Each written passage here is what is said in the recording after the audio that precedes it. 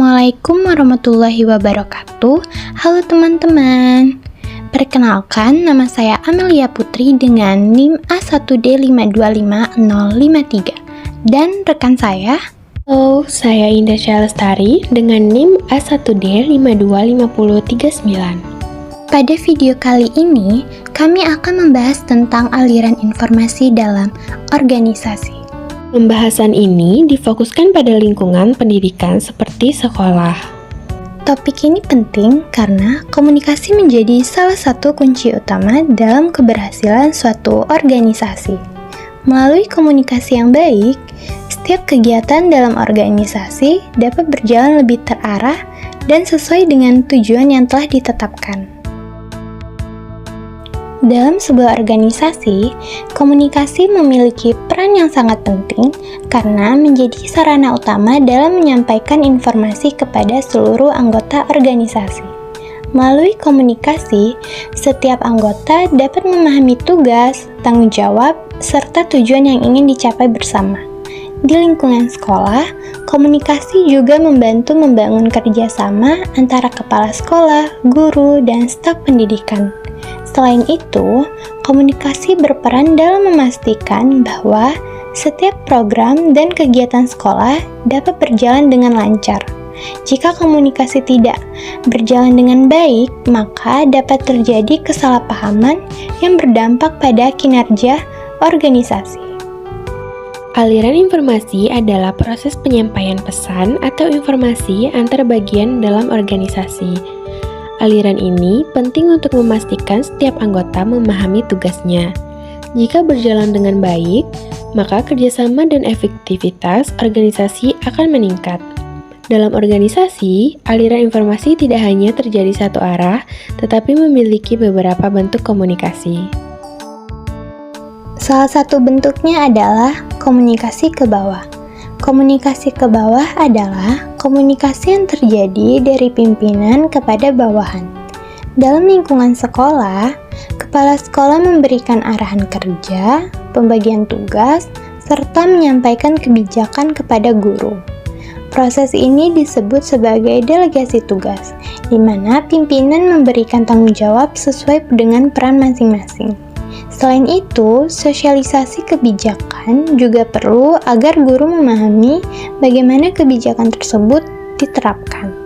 Dengan komunikasi yang jelas, guru dapat bekerja lebih terarah dan memahami harapan dari pimpinan.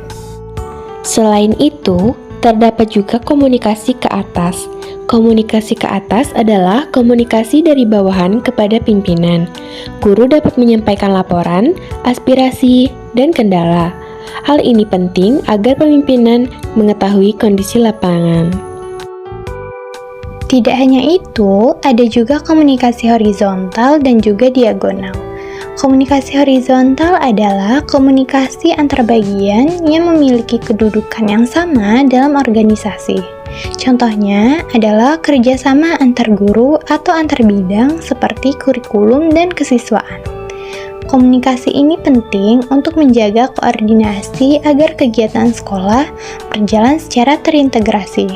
Selain itu, terdapat komunikasi diagonal, yaitu komunikasi lintas bagian yang berbeda tingkat. Komunikasi ini biasanya digunakan untuk mempercepat penyelesaian masalah, namun tetap harus memperhatikan struktur organisasi. Namun, dalam praktiknya, aliran informasi tidak selalu berjalan dengan lancar. Terdapat beberapa hambatan dalam komunikasi, seperti kurangnya keterbukaan, waktu terbatas, dan komunikasi satu arah. Selain itu, keterlambatan informasi dan bottleneck juga dapat menghambat aliran informasi. Hal ini dapat menyebabkan kesalahpahaman dalam organisasi. Untuk mengatasi hambatan tersebut, koordinasi antar bidang sangat diperlukan dalam organisasi pendidikan. Melalui koordinasi, setiap bagian dapat saling berbagi informasi dan bekerja sama dalam menjalankan program sekolah. Contohnya adalah kerjasama antara bidang kurikulum dan kesiswaan. Dengan koordinasi yang baik, kegiatan sekolah dapat berjalan lebih efektif dan terarah. Dengan komunikasi yang efektif, masalah dapat diselesaikan dengan lebih cepat. Informasi yang jelas memudahkan pengambilan keputusan, namun tetap harus mengikuti struktur organisasi. Selain itu, diperlukan juga solusi yang tepat untuk memperlancar komunikasi, seperti memperjelas jalur komunikasi dalam organisasi. Menggunakan media komunikasi yang tepat juga dapat membantu mempercepat penyampaian informasi, serta informasi juga harus disampaikan secara jelas dan merata agar tidak terjadi kesalahpahaman. Aliran informasi sangat penting dalam organisasi pendidikan. Dengan komunikasi yang baik, kerjasama akan meningkat dan masalah dapat diselesaikan dengan lebih efektif, sehingga tujuan pendidikan dapat tercapai secara optimal. Sekian video pembelajaran dari kami, lebih dan kurangnya mohon dimaafkan. Wassalamualaikum warahmatullahi wabarakatuh.